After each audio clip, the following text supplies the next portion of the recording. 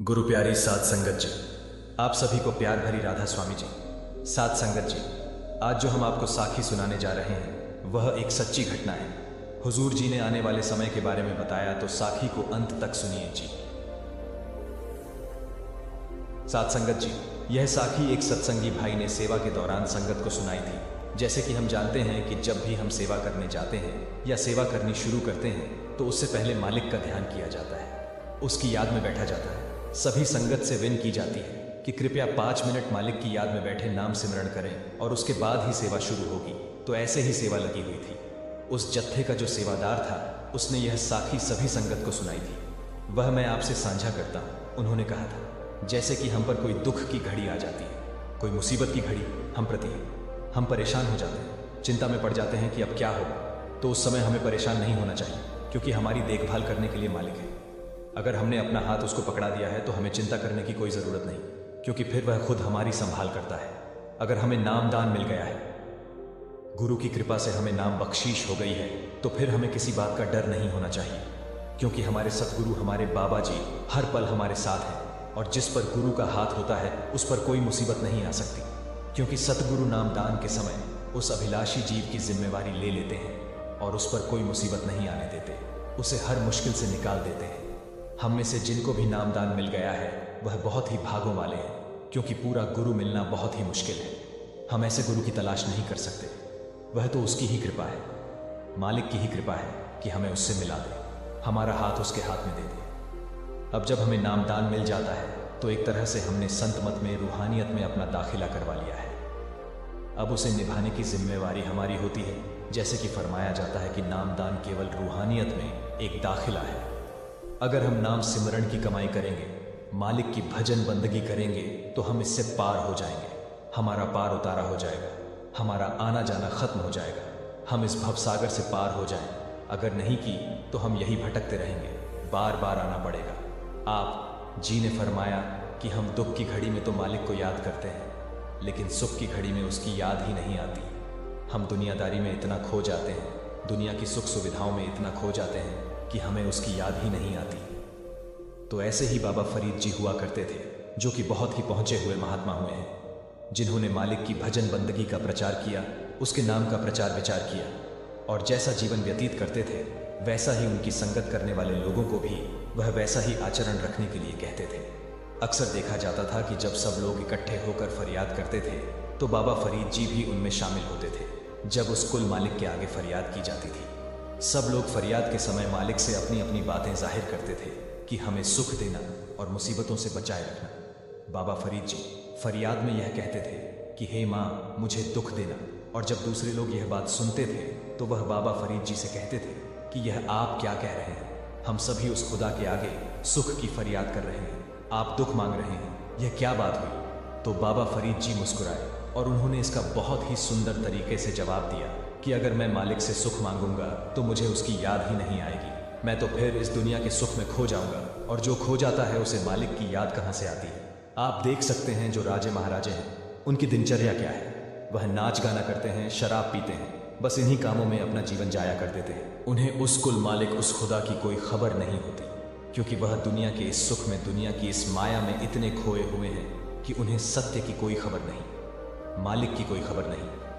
वह माया की नींद में सोए हुए, और यह नींद इतनी मीठी है कि इससे जग पाना मुश्किल है। अगर गुरु की कृपा हो तो ही इससे निकला जा सकता है, इससे बचा जा सकता है। और दूसरी तरफ देखें, जिन्हें दुख होता है, जिन्हें दुख रहता है, वह हर पल उस मालिक को याद करते रहते हैं कि हमें बख्श लो, हम पर रहम करो। वह मालिक से हर पल एक तरह से जुड़ जाते हैं, क्योंकि उससे जुड़ने का कारण वह दुख ही है। अगर दुख नहीं होता तो उन्हें उस खुदा की कोई याद नहीं आनी थी। अब दुख है तो उसकी याद आ रही है।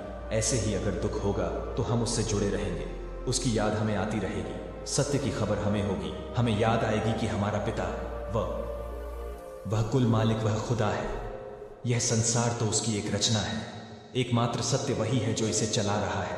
तब हम इस माया की नगरी से आज़ाद हो पाएंगे, हमें मुक्ति मिल सकेगी। अगर सुख में रहे तो हमें उसकी कोई याद नहीं आएगी, हम सुख में इतने खो जाएंगे कि अपना सारा जीवन इसी माया में जाया कर कर चले जाएंगे। इसीलिए उस खुदा के आगे फरियाद करता हूं कि मुझे दुख देना, ताकि तेरी याद हर पल मुझे आती रहे। साध संगत जी, जैसे कि फरमाया जाता है कि दुख की घड़ी हो या सुख की घड़ी हो, हमें बिना नागा भजन सिमरण करना है। लेकिन कभी कभी ऐसा हो जाता है कि हम दुनिया के इस सुख को देखते हुए उस कुल मालिक की याद में बैठना भूल जाते हैं। इससे हमारा स्वार्थ सिद्ध है कि जब तक हमारे पास सुख है तब तक हमें कुल मालिक का कोई नहीं, कोई खबर नहीं। और जब दुख आता है तब हम कैसे नाक रगड़ कर उसके आगे फरियाद करते हैं कि हमें बख्श ले, हम पर रहम कर। लेकिन अगर हमने उसको सुख में भी याद किया होता तो दुख आना ही नहीं था। जो उसकी याद में बैठते हैं उन्हें सुख दुख से कोई फर्क नहीं पड़ता। चाहे कोई भी स्थिति हो जाए, वह सब बातों से ऊपर जाते हैं। वह पूर्ण संत महात्मा कहलाते हैं। साध संगत जी, अगली साखी को भी अंत तक सुने जी। सा संगत जी, हम लोगों को हमेशा लगता है कि पुण्य कर्म करने वालों को स्वर्ग की प्राप्ति होती है। स्वर्ग जाने का असली हकदार कौन है और वह कौन सा पाप है जिसे करने वाले मनुष्य को नरक जाने से कोई नहीं रोक सकता।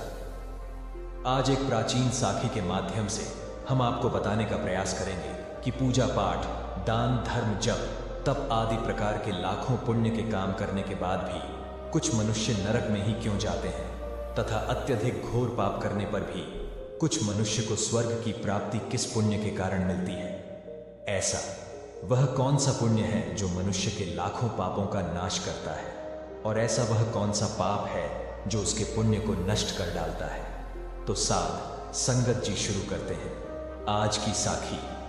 एक समय की बात है, एक गांव में एक आदमी रहता था। उसे हर समय चिंता सताती रहती कि उसने अपने जीवन में कौन से बुरे कर्म किए होंगे जो इतना कष्ट भुगतना पड़ रहा है। वह अपनी रोजमर्रा जीवन से परेशान हो गया था। एक दिन दुखी होकर एक पेड़ के नीचे बैठा था।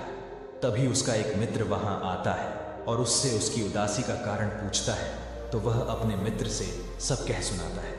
तब उसका मित्र कहता है, भाई तुम चिंता मत करो, गांव से कुछ दूर एक महा अपने आश्रम में रहते हैं, तुम उनके पास जाओ। जो भी उनके पास जाता है उसकी समस्या दूर हो जाती है। तब वह आदमी कहता है कि भाई अगर ऐसा है तो मैं आज ही उनके पास जाऊंगा। फिर वह आदमी उस महात्मा से मिलने के लिए निकल पड़ता है। गांव से कुछ दूर चलने के बाद उसे एक आश्रम दिखता है। वह आश्रम में जाकर महात्मा को प्रणाम करता है और अपनी समस्या उन्हें बताता है। हे देवर्ष महाराज, कुछ मनुष्य पाप करने पर भी स्वर्ग में क्यों जाते हैं और कुछ मनुष्य को पुण्य करने के बावजूद भी नरक में क्यों जाना पड़ता है। ऐसा वह कौन सा पाप है जो सभी पुण्य को नष्ट कर डालता है, और वह कौन सा पुण्य है जो समस्त पापों को भस्म कर डालता है। तब महात्मा मुस्कुराते हैं और कहते हैं, भंते, आज तुमने संसार के कल्याण हेतु उत्तम प्रश्न किया है। इसी संदर्भ में आज मैं तुमको एक प्राचीन कहानी सुनाता हूं, जिससे सुनकर तुमको तुम्हारे सभी प्रश्नों के उत्तर मिल जाएंगे। इसीलिए तुम इस कहानी को ध्यान से पूरा जरूर सुनना। वह आदमी कहता है, हे महात्मा, आपके मुख से इस कहानी को सुनना मेरा सौभाग्य है। मैं इस कहानी को ध्यान से पूरा अवश्य सुनूंगा और इसका प्रचार करूंगा। शायद इससे मेरे जीवन में कुछ प्रभाव पड़े। महात्मा कहते हैं, भंते, पूर्व काल की बात है। मध्य देश के एक नगर में एक ही समय पर 4 व्यक्तियों की मृत्यु एक ही साथ हुई थी। वे सभी लोग विचारों में अलग अलग और अलग अलग प्रदेश के रहने वाले थे। केवल संयोग से ही उन चारों का अंत एक ही समय पर हो गया था। एक ही समय पर यम के 2 दूत उन चारों को लेने के लिए आए थे। मरने वालों में एक तो किसी प्रदेश का राजा था, दूसरा बड़ा धनी व्यापारी था, तीसरा एक पूजा पाठ करने वाला पंडित था, और चौथा गरीब मजदूर था जो दिन भर मेहनत करके अपने परिवार का पालन पोषण करता था। और वे सभी मृत्यु के पश्चात यमलोक में पहुंच जाते हैं। यमलोक पहुंचने पर वहां का दृश्य देखकर वे सभी भयभीत हो जाते हैं। उनका अंगांग कांपने लगता है। यमलोक में विशाल काय आकार वाले यमराज सुवर्ण से बने सिंहासन पर विराजमान होते हैं। उनके पास चित्रगुप्त बैठे होते हैं, जिनके पास सभी प्राणियों का लेखा जोखा रखा हुआ है। यम के दूत उन आत्मा को आगे धकेल रहे होते हैं। कुछ मनुष्य जोर जोर से विलाप कर रहे होते हैं, तो कुछ मनुष्य अत्यंत प्रसन्न होकर चल रहे होते हैं। स्वर्ग के द्वार से सुंदर प्रकाश दिखाई पड़ रहा होता है, तो वहीं नरक के द्वार से धधकती हुई अग्नि की ज्वाला दिखाई पड़ रही होती है। इस भयानक दृश्य को देखकर वे चारों एक दूसरे से बात करने लगते हैं और अपने अपने पाप के विषय में चर्चा कर रहे होते हैं। उन 4 लोगों ने अपने जीवन में बहुत पाप कर्म किए हुए होते हैं और उन सभी को यह जान पड़ता है कि अब वे चारों ही नरक में ही जाने वाले हैं। जब यमदूत उन चारों आत्माओं को लेकर यमराज के सभा में पहुंचे तो उनके सम्मुख जाकर खड़े हो गए। वे चारों सोच रहे थे कि कौन स्वर्ग में जाएगा और कौन नरक में जाएगा। यमराज अपने आसन पर विराजमान नहीं हुए थे। उससे पहले ही चारों आपस में बातचीत करते हुए स्वयं को ही स्वर्ग का मिलना चाहिए। यह कहने लगे। सबसे पहले राजा कहने लगा, देखो, मुझे तो धर्मराज पक्का स्वर्ग में ही भेज देंगे, क्योंकि मैं एक विश्वविख्यात राजा हूं। मैंने अपने अनेक सत्कर्मों से धरती लोक पर अपना खूब नाम कमाया है। चारों तरफ लोग मेरे अच्छे कर्मों की चर्चा करते हैं। कभी भी कोई मेरे द्वार से खाली हाथ नहीं गया। जो भी आया मैंने उसे इतना दिया कि वह जीवन भर मेरा नाम नहीं भूल पाया है। हर तरफ मेरे नाम का यशोगान हो रहा है। मेरे द्वारा लुटाए गए दान से लाखों लोगों को खाने को अन्न मिला और रहने को आसरा मिला। इसीलिए मेरे कर्मों को देखते हुए धर्मराज मुझे पक्का ही स्वर्ग में भेजेंगे। राजा की बात सुनकर वह धनी व्यापारी हंस पड़ा और बोलने लगा, तुम तीनों तो इतने बड़े पापी हो कि तुम लोगों को नरक में जाना ही पड़ेगा। तुम लोगों ने गौर पाप किए हैं और इसीलिए यमराज तुम लोगों को कभी माफ नहीं करेंगे। यहाँ पर मौजूद मैं अकेला ही सबसे अधिक पुण्यवान हूँ। मैंने अपने जीवन में बहुत पूजा पाठ किया है, ब्राह्मण को दान दक्षिणा दी है। मैंने मृत्यु से पूर्व गाय का दान भी किया है और अब मेरे सभी पुत्र पौत्र मेरी आत्मा की मुक्ति के लिए बड़े कार्यक्रम का आयोजन कर रहे हैं। वे मेरे लिए श्राद्ध दान तर्पण कर रहे हैं, यज्ञ कर रहे हैं। इसलिए मैं सबसे अधिक पुण्यवान हूं। मेरी 2 पत्नियां और 5 पुत्र हैं। इतने लोग मेरी मुक्ति के लिए उपाय कर रहे हैं।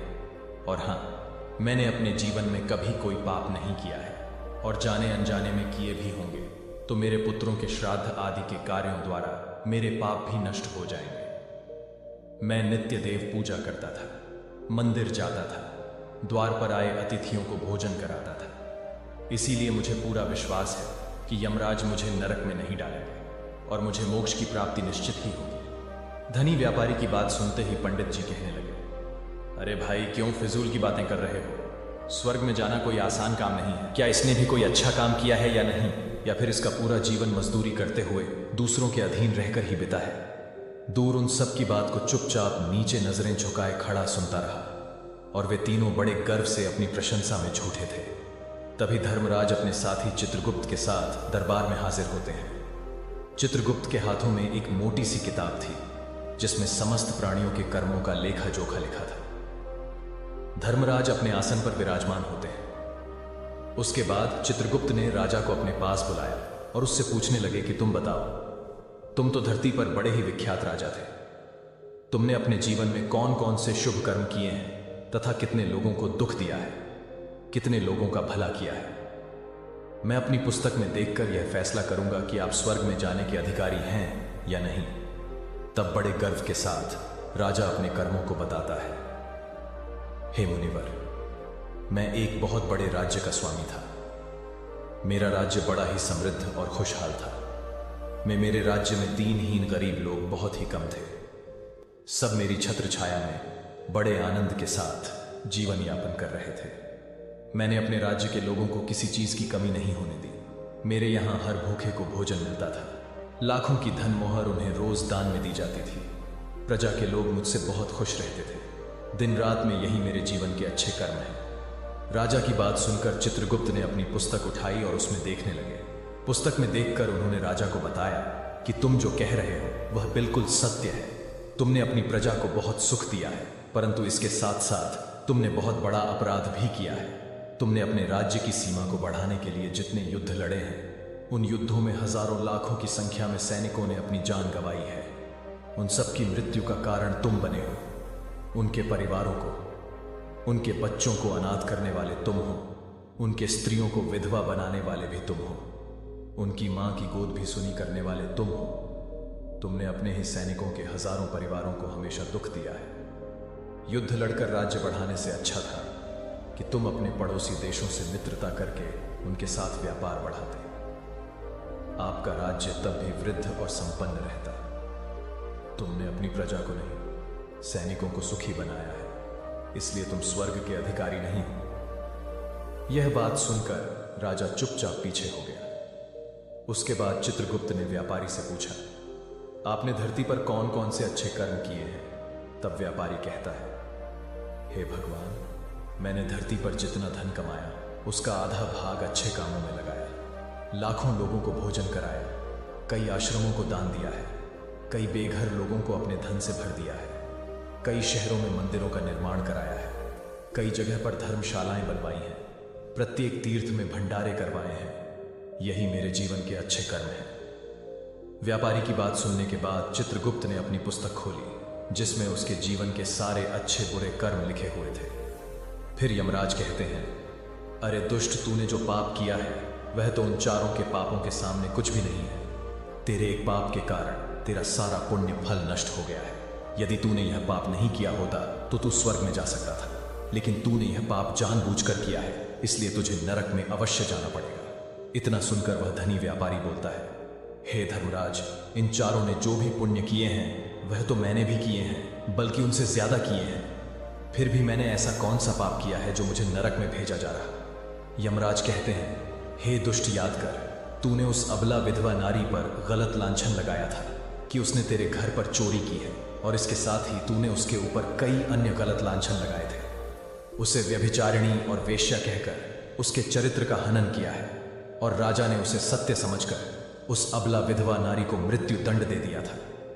मनुष्य ब्रह्म हत्या, चोरी, मदिरापान आदि प्रकार के घोर पापों से प्रायश्चित करके मुक्त हो सकता है, किंतु दूसरों पर गलत लांछन लगाने पर कोई प्रायश्चित नहीं है। जो दूसरों पर गलत आरोप करता है, सत्य जानकर भी दूसरों को झूठ कहकर उनके ऊपर दोष डालता है, वह तो सबसे बड़ा पापी है। उसके द्वारा किए गए सभी पुण्य नष्ट हो जाते हैं। इसीलिए तूने जितने भी पुण्य किए हैं वे सभी उस एक पाप के कारण नष्ट हो गए। तुमने धरती पर जो दान धर्म किया है वह तुमने उस पैसे से किया है जिसको कमाने के लिए तुमने बहुत झूठ बोला है।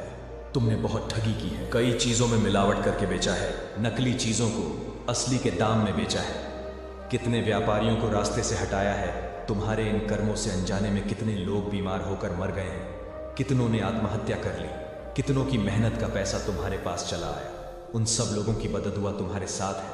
तुमने जो कुछ भी अच्छा काम किया है वह कर्म शून्य हो गया है, इसलिए तुम्हारे पास भी तुम्हारा स्वर्ग में जाने के अधिकारी नहीं हो। चित्रगुप्त की बात सुनकर व्यापारी भी बड़ा उदास होकर पीछे हो गया। उसके बाद पंडित जी को आगे बुलाया और पूछने लगे, तुमने अपने जीवन में कौन से अच्छे कर्म किए हैं? तब पंडित जी कहते हैं, हे मुनिवर, मेरा पुण्य यह है कि मैंने हजारों लोगों को ज्ञान दिया है, 1000 यज्ञों के अनुष्ठान को संपन्न कराया है, हजारों के घरों में पूजा पाठ कराया है, दिन रात मैंने ईश्वर का जप तप किया है, हजारों कन्याओं का विवाह कराया है, लाखों पिंडदान श्राद्ध कराए हैं, अनगिनत लोगों को मार्गदर्शन किया है। इससे ज्यादा शुभ कर्म और क्या हो सकता है? तब चित्रगुप्त अपनी पुस्तक में देखकर बताते हैं, हे पंडित महाराज, आपका कहना सत्य है। आपने वास्तव में हजारों लोगों को ज्ञान दिया है, लेकिन उस जन परम कभी नहीं कि आपने सैकड़ों अनुन पर उस निस्वार्थ भाव किया गया। कोई कर्म नहीं था। तुम हमेशा से धन के लालची रहे हो, इसलिए तुम स्वर्ग में जाने के अधिकारी नहीं हो। अब वह पंडित जी भी उदास होते हुए पीछे हो गए। अब बचा केवल मजदूर, तर वह मजदूर। यह सब देखकर बड़ा हैरान था कि अब तक वह इतना महान समझ रहा था, अधिकारी नहीं रहा तो मैं कैसे स्वर्ग में जा सकता हूं? मुझे तो स्वर्ग की कल्पना भी नहीं करनी चाहिए, क्योंकि मैं तो कभी पूजा पाठ जप तप या दान करने के लायक भी नहीं था। तो शुभ कर्म कहां से करता? मैं तो मेहनत मजदूरी करके सारे जीवन अपने परिवार का भरण पोषण करता रहा। वह मजदूर यह सब बातें सोच ही रहा था। इतने में ही त्रिगुप्त ने उसे भी आवाज लगा दी और उससे पूछा, किंतु वह मजदूर तो पहले से ही कहने लगा, भगवान, मैंने धरती पर एक गरीब के घर में जन्म लिया था, दान हवन पूजा पाठ करने के। मैं लायक ही नहीं था, तो मैं शुभ कर्म कहां से करता? मैं तो अपने परिवार का पालन पोषण बड़ी मुश्किल से कर लेता था। मैं जानता हूं भगवान कि मैं स्वर्ग में जाने का अधिकारी नहीं हूं। मैंने धरती पर भी नर्क भोगा है और आगे भी नर्क में ही जाने की हैसियत है, किंतु हे प्रभु, यहां पर भी मेरी एक इच्छा है। मैं स्वर्ग में तो नहीं जा पाऊंगा, लेकिन मैं एक बार स्वर्ग को अपनी आंखों को झपका कर देखना चाहता हूं। इससे अधिक मेरी कोई इच्छा नहीं है, क्योंकि मैंने ऐसा कोई कर्म नहीं किया है जो कुछ देर के लिए ही मुझे स्वर्ग में पहुंचा दे। मजदूरी के बाद लोगों की सेवा के लिए मेरे पास समय नहीं बच पाता था। बचा हुआ समय मैं अपने बूढ़े माँ बाप की सेवा में लगा देता था। उनके लिए उन्हें खिलाता पिलाता, उनके वस्त्र बदलता, यही मेरी दिन थी। मुझे तो मंदिर में जाने का भी अवसर नहीं मिलता था। मजदूर की बात सुनकर चित्रगुप्त ने अपनी पुस्तक में देखकर पूछा, हे मानव, तुम ध्यान से सोचकर बताओ कि तुमने कभी तो कोई शुभ कर्म किया होगा। तब मजदूर अपने पूरे जीवन के घटनाक्रम को याद करता है। तब उसे याद आता है कि एक बार उसे बहुत तेज भूख लगी थी। वह रोटी खाने के लिए बैठा ही था कि इतने में वहां एक बहुत ही कमजोर बीमार कुत्ता टहल हुआ आ गया, जो ठीक से चल भी नहीं पाता था। वह आकर मेरे सामने बैठ गया और मेरी रोटी की ओर गौर से देखने लगा। मैं समझ गया कि वह कुत्ता बहुत भूखा है। मेरे अंदर से आवाज आई कि बेजुबान जानवर को छोड़कर तू अकेला कैसे खा सकता है। मैंने वह रोटी स्वयं ना खाकर उस कुत्ते को खिला दी। उस दिन मैंने पूरे दिन भूखे पेट रहकर ही काम किया था। मजदूर की बात सुनकर चित्रगुप्त मुस्कुराए और उसका हाथ पकड़कर बड़े सम्मान के साथ उसे स्वर्ग में लेकर गए और बोले, वास्तव में आप ही स्वर्ग में रहने के अधिकारी हो। प्राणियों पर दया दिखाना ही सबसे बड़ा शुभ कर्म है। मनुष्य जो भी कर्म निस्वार्थ भाव से करता है, वास्तव में उसका ही उससे सबसे बड़ा पुण्य मिलता है। निस्वार्थ भाव से किया गया जन कल्याण के लिए एक छोटे से छोटा काम भी आपके सैकड़ों पापों को नष्ट कर देता है। लोगों से लालच, मोह और स्वार्थ के वशीभूत होकर किया गया शुभ कर्म भी फलदायी नहीं होता है। इसलिए ध्यान रहे, जीवन में अच्छे कर्म अच्छी भावना के साथ करना चाहिए। ऐसा नहीं होना चाहिए कि आपने किसी से धन छीनकर या चुराकर कर्म में लगा दिया हो। वह धन आपने किसी से गलत करके लिया हो और बाद में उसी धन को दान पुण्य में जाने से नहीं भर सकता। दोस्तों, स्वर्ग में वही व्यक्ति जाता है जिसने निष्काम निस्वार्थ भाव से प्राणियों की सेवा की हो। भले ही उसने जीवन में एक भी पैसा दान न किया हो, पर वह जिस लायक था अपनी सामर्थ्य के अनुसार उसने निस्वार्थ भाव से जो भी काम है वही उसकी मुक्ति का रास्ता तय करता है। तो दोस्तों, आशा करते हैं आपको यह कहानी अवश्य ही अच्छी लगी होगी। तो गुरु प्यारी साध संगत जी, इसी के साथ बाबा जी ने बताया कि नाम दान लेने के बाद हमें कौन कौन सी गलती नहीं करनी चाहिए। इस साखी में हम जानेंगे कि नाम दान लेने के बाद हमें ऐसी कौन सी 3 गलतियां नहीं करनी है। सभी से विनती है कि साखी को पूरा सुनिए। साध संगत जी, नाम दान लेना कोई छोटी बात नहीं है। यह आत्मा को मालिक से जोड़ने का सबसे पवित्र और अनमोल अवसर है। साध संगत जी, जब हम नाम दान लेते हैं तो हमें एक वादा करना होता है कि हम मालिक के बताए रास्ते पर चलेंगे। लेकिन भी सच है कि अगर हम नाम दान लेने के बाद 3 महत्वपूर्ण बातों का ध्यान नहीं रखते तो इसका कोई लाभ नहीं होता। यह 3 बातें क्या हैं, यही आज हम इस वीडियो में चर्चा करेंगे। साध संगत जी, आपसे विनती है कि इस वीडियो को अंत तक जरूर सुनिए, क्योंकि इसमें कुछ ऐसी बातें और रहस्य बताए गए हैं जो आपकी आध्यात्मिक यात्रा को और भी गहरे स्तर तक पहुंचाने में मदद करेंगे। यह वीडियो आपको वह ज्ञान देगा जो आपके जीवन को सही दिशा में मार्गदर्शन करेगा। सिर्फ 10 से 15 मिनट का यह वीडियो, कुछ लोग इसे भी आधे रास्ते पर छोड़कर चले जाएंगे। लेकिन जो सच्चा नामदानी है, सच्चा सत्संगी है, वही सत्संग को पूरा सुनता है। ये कहते हैं कि एक बार संत कबीर जी ने कहा था, नाम बिना झूठे सब काज नाम बिना जग भ्रमित समाज। इसका अर्थ है कि बिना नाम के, बिना ध्यान और भक्ति के संसार में किया गया कोई भी कार्य सफल नहीं हो सकता। लेकिन नाम केवल लेना ही काफी नहीं है, उस पर चलना, उसका पालन करना और उसे जीवन में उतारना भी जरूरी है। आपने सुना होगा कि गुरुवाणी में बार बार कहा गया है कि नाम जपो, नाम जपो, लेकिन साथ में यह भी बतलाया गया है कि नाम जपते समय मन का पवित्र होना बहुत जरूरी है। एक साखी याद आती है। गुरु नानक देव जी के पास एक व्यक्ति आया और बोला, मुझे आपसे नामदान चाहिए। गुरु जी ने कहा, नामदान ले लो, लेकिन पहले अपने मन को साफ करो, अपने कर्मों को देखो। क्या तुमने किसी का दिल दुखाया है? क्या तुमने अपने अहंकार को छोड़ा है? उस व्यक्ति ने सोचा, नाम तो लेना आसान है, लेकिन इसे निभाना मुश्किल है। साध संगत जी, जब हम नाम दान लेने की बात करते हैं तो हमारी सोच हमेशा किसी संत महात्मा या गुरु के आसपास घूमती है। लेकिन क्या कभी आपने सोचा है कि हम जिनसे नाम दान लेते हैं उनका जीवन किस तरह से हमसे बिल्कुल अलग होता है। एक बार की बात है, जब हम सब अपनी साधना में लगे हुए थे और बाबा जी की साथ संगत साथ में बैठे थे। उस दिन का माहौल कुछ अलग ही था।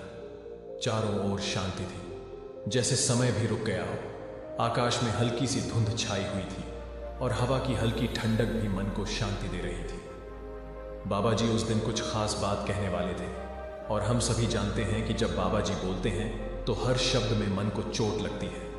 ऐसा लगता है जैसे सीधा आत्मा तक पहुंच रही हो। उस दिन बाबा जी ने सत्संगत से एक सवाल किया, क्या आप जानते हैं कि नाम दान लेने के बाद की सबसे बड़ी जिम्मेदारी क्या है? सात संगत जी सन्नाटा छा गया, क्योंकि कोई नहीं जानता था कि बाबा जी किस दिशा में जा रहे हैं। फिर बाबा जी ने हमसे कहा, नामदान लेने के बाद शरीर पहले जैसा ही रखता है, तो तुम नामदान का सही तरीके से पालन नहीं कर रहे। यह सुनकर कुछ लोग चौंक गए, क्योंकि बाबा जी ने एक ऐसा सवाल किया था जिसे बहुत लोग समझ नहीं पा रहे थे। बाबा जी ने आगे कहा, नामदान लेना और उसे जीवन में उतारना अलग अलग बातें हैं। जैसे तुम एक बीज को जमीन में डालते हो, उसे पानी देते हो और उसे धूप मिलती है तो वह पौधा बनता है, उसी तरह नामदान भी एक जमीन को बीज डालने जैसा है। ध्यान नहीं देते हो तुम, वह भी सड़ जाता है। इसी बीच बाबा जी ने एक बहुत दिलचस्प कहानी सुनाई जो हमें सोचने पर मजबूर कर गई। बाबा जी ने कहा, यह कहानी एक साधारण व्यक्ति की है, लेकिन इस व्यक्ति ने अपनी साधना से बहुत बड़ा परिवर्तन किया। यह व्यक्ति एक छोटे से घर में रहता था, लेकिन उसकी आत्मा बहुत बड़ी थी। वह हर दिन साधना करता, लेकिन कुछ समय के बाद उसे ऐसा महसूस हुआ कि उसका ध्यान कहीं और बढ़ता जा रहा था। वह यह नहीं समझ पा रहा था कि वह जो कुछ भी कर रहा है उसका असर उसकी साधना पर क्यों नहीं हो रहा। फिर वह व्यक्ति एक दिन एक बड़े स्थान पर पहुंचा, जहां एक संत बाबा के दर्शन हो रहे थे। उस बाबा ने उसे देखा और बिना कुछ कहे उसके मन की स्थिति को समझ लिया। बाबा ने कहा, तुम क्या सोचते हो? तुम जिस राह पर चल रहे हो वह सही नहीं है। तुमने नाम तो लिया है, लेकिन तुम्हारी साधना का फल तुम्हारी मन की शुद्ध होने में नहीं है। लेकिन तुम्हारी साधना का फल तुम्हारी मन की स्थिति पर निर्भर करता है। तुम सोचते हो कि नाम जपने से सब कुछ ठीक हो जाएगा, लेकिन नाम तो एक साधन है। असल में तुम्हारी सच्ची साधना तुम्हारे मन के शुद्ध होने में है। इस पर वह व्यक्ति कुछ नहीं बोला, लेकिन उसने यह सोच लिया कि वह अब अपनी साधना में पूरी ईमानदारी से लगेगा। वह बाबा जी के शब्दों को समझने की कोशिश करने लगा, लेकिन फिर उसे महसूस हुआ कि केवल ध्यान करना और नाम जप ही काफी नहीं है। उसे अपनी सोच, अपने विचार और अपनी भावनाओं को भी शुद्ध करना होगा। यहीं से वह व्यक्ति अपनी साधना में पूरी तरह से जुट गया। उसने अपनी हर छोटी छोटी आदतों को बदलना शुरू किया। पहले वह दूसरों को तंग करता था, दूसरों से चिढ़ता। बाबा जी, अब मुझे समझ आ गया कि नाम दान लेने का असली मतलब क्या है। बाबा जी मुस्कुराए और बोले, तुम अब सही रास्ते पर हो। अब तुम्हारा नाम का सार तुम्हारे जीवन में रच गया है। सात संगत जी, इस कहानी से यह सीखने को मिलता है कि जब तक हम अपने मन, अपने विचारों और अपनी आत्मा को शुद्ध नहीं करेंगे, तब तक नामदान का कोई फायदा नहीं होगा। जैसे पानी में अगर गंदगी हो तो उस पानी को पीने से कोई लाभ नहीं होगा, उसी तरह नामदान का भी तब कोई महत्व नहीं जब तक कि हमारी मानसिकता और चरण शुद्ध ना हो। इसी विषय पर बाबा जी ने कहा था, नाम लेने से पहले और बाद में हर व्यक्ति का काम यह होना चाहिए कि वह अपनी आत्मा के साथ सामंजस्य स्थापित करे। तुम्हारा मन तुम्हारा सबसे बड़ा शत्रु है और सबसे बड़ा मित्र भी हो सकता है। तुम अपने मन को शुद्ध करते हो तो वह तुम्हारे जीवन को सुख और शांति से भर देगा। यहां तक कि कुरान शरीफ में भी कहा गया है कि जो अपने मन को शुद्ध करता है वही सच्चा इबादत करने वाला है। और यह बात सभी धर्मों में कहीं ना कहीं कही गई है। यही कारण है कि जब हम नाम दान लेते हैं तो केवल शब्दों का नहीं, बल्कि हमारे जीवन के हर पहलू का परिवर्तन होता। सत्संगत जी, अब हम उस महत्वपूर्ण टॉपिक पर आते हैं कि नाम दान लेने के बाद हमें किन 3 गलतियों से बचना चाहिए। यह बातें बहुत गहरी हैं, क्योंकि यदि हम इनसे बचते हैं तो हम अपनी साधना को, हम अपने ध्यान को सही दिशा में लेकर चल सकते हैं। नाम दान लेने के बाद यदि हम इन गलतियों से बचते हैं तो हमारी साधना और भक्ति में सच्चाई और शक्ति आ जाएगी। पहली गलती जो हमें नहीं करनी चाहिए वह है अपने अहंकार को छोड़ना नहीं। जब हम नाम दान लेते हैं तो हमें यह एहसास होना चाहिए कि अब हम सिर्फ अपने मालिक के ही दास हैं। लेकिन कभी कभी ऐसा होता है कि नाम लेने के बाद खुद को बहुत बड़ा समझने लगते हैं। हमें यह लगता है कि हमने नाम ले लिया है तो हम दूसरों से ऊपर हैं। यह अहंकार हमें हमारी साधना से बहुत दूर कर देता है। संत कबीर जी ने कहा था, जो मैं जानूं वह नहीं जानूं, जो आप जाने वह ज्ञान है। यह अहंकार एक ऐसा पत्थर है जो हमारी आत्मा के मार्ग को रोकता है। जब तक हम अहंकार से मुक्त नहीं होंगे, हमारा नाम लेने का प्रयास व्यर्थ होगा। हमें यह समझना होगा कि हम मालिक के सामने कुछ भी नहीं है। हम तो केवल एक छोटे से पुजारी हैं जो अपनी पूजा करने की कोशिश कर रहा है। हमें नहीं करनी चाहिए। वह है ध्यान और साधना में लापरवाही करना। नामदान लेने के बाद एक बहुत बड़ी जिम्मेदारी आ जाती है, वह है ध्यान करना। नाम लेने के बाद हमें प्रतिदिन ध्यान और साधना में समय देना होता है, लेकिन जब हम यह सोचने लगते हैं कि अब हमने नाम ले लिया है तो अब हमें कोई प्रयास करने की जरूरत नहीं है, तो हम अपनी साधना से, भजन सिमरण से विमुख हो जाते हैं। गीता श्री कृष्ण ने कहा था, जो बिना लग्न के कर्म करता है उसका कोई भी कर्म सफल नहीं होता। यही स्थिति हमारे ध्यान के साथ भी है। अगर हम बिना लग्न के ध्यान करते हैं तो नाम का कोई प्रभाव हमारे जीवन पर नहीं पड़ेगा। यहां तक कि गुरुवाणी में भी यही कहा गया है कि नाम का सही रूप वही है जो मन, वचन और कर्म से सच्चा हो। यदि हमारी क्रियाएं नाम के अनुरूप नहीं हैं तो यह ध्यान व्यर्थ हो जाता है। अब तीसरी गलती जिसे हमें बिल्कुल नहीं करना चाहिए वह है गुरु और साध संगत के प्रति श्रद्धा में कमी। जब हम नामदान लेते हैं तो हमें हमेशा गुरु और साध संगत के साथ जुड़ा रहना चाहिए, लेकिन अक्सर ऐसा होता है कि हम नाम लेने के बाद कुछ लोग अपने साधना में आत्मनिर्भर हो जाते हैं और गुरु के साथ का संबंध कमजोर कर देते हैं। यह एक बड़ी गलती है, क्योंकि गुरु के बिना हमारा नाम पूरी तरह से नहीं उभर सकता। शास्त्रों में कहा गया है कि गुरु बिना आम ज्ञान नहीं मिल सकता।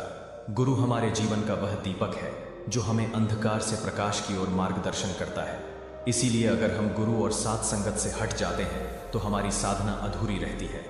एक साखी याद आती है। एक व्यक्ति बाबा जी के पास आया और उसने कहा, बाबा जी मैं रोजना नाम जपता हूँ लेकिन मुझे कोई लाभ नहीं हो रहा। बाबा जी ने उसे कुछ समय चुप रहने को कहा और फिर कहा, तुम अकेले नाम जप रहे हो, लेकिन तुम्हारे भीतर गुरु का आशीर्वाद और साध संगत का सानिध्य नहीं है। तुम जैसे दीपक के बिना जलते हुए हो। यह शब्द उस व्यक्ति को गहरे दिल तक छू गया और उसने अपने गुरु और साध संगत के साथ का संबंध फिर से मजबूत किया। साध संगत जी, इन 3 गलतियों से बचने का मतलब है हमारी साधना को, ध्यान को सही दिशा में लगाना, ताकि हमारे जीवन में नाम का प्रभाव और प्रेम साफ दिखाई दे।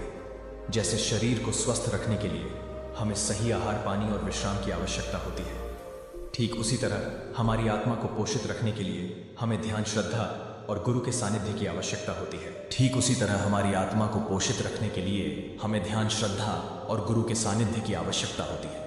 यह 3 बातें, अहंकार से बचना, ध्यान में लापरवाही से बचना और गुरु और संगत से हटने से बचना। अगर हम इनसे बचते हैं साध संगत जी, अगर हम इस काल की नगरी से आज़ादी पाना चाहते हैं तो हमें गुरु की शरण में जाना ही पड़ेगा। किस्मत वाले हैं वह लोग जो सत्संग घर जाकर सत्संग सुनते हैं और सेवा करते हैं।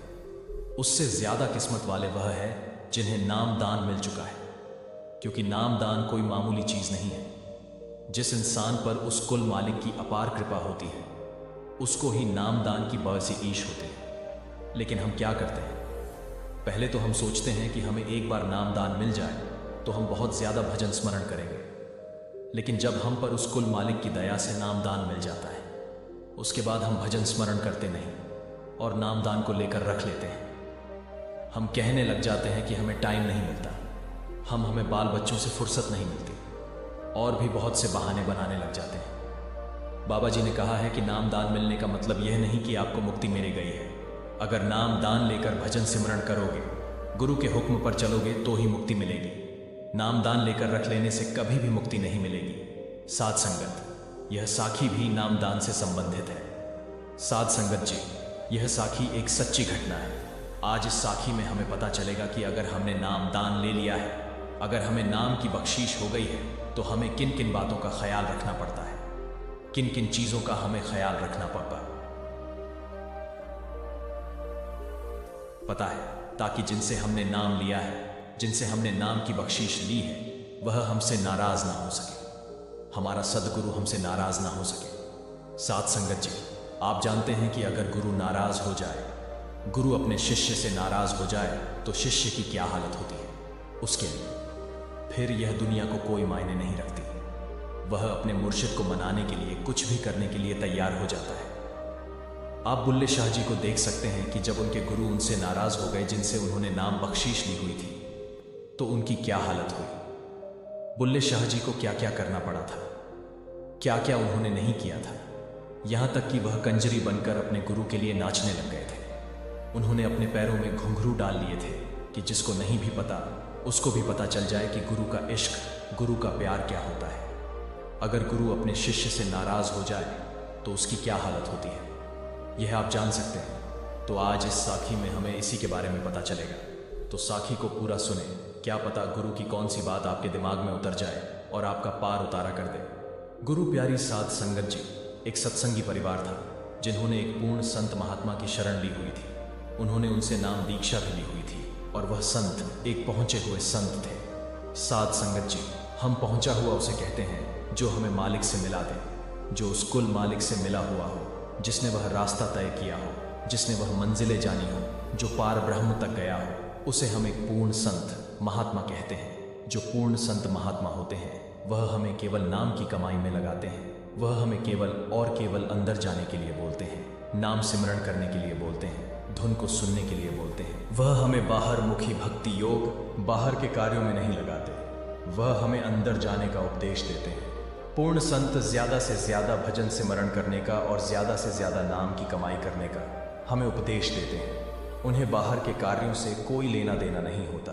वह ज्यादा जोर अंदर की तरफ देते हैं ताकि जीव का अंदर उस कुल मालिक के साथ मिलाप हो जाए। जीव अंदर उस नाम रूपी धुन को सुन ले और उसमें मोहित होकर उस कुल मालिक में मिल जाए। यह एक पूर्ण संत महात्माओं की पहचान होती है कि वह अपने सत्संग में केवल नाम की चर्चा करते हैं, नाम के बारे में ही बताते हैं और कोई बातें नहीं करते।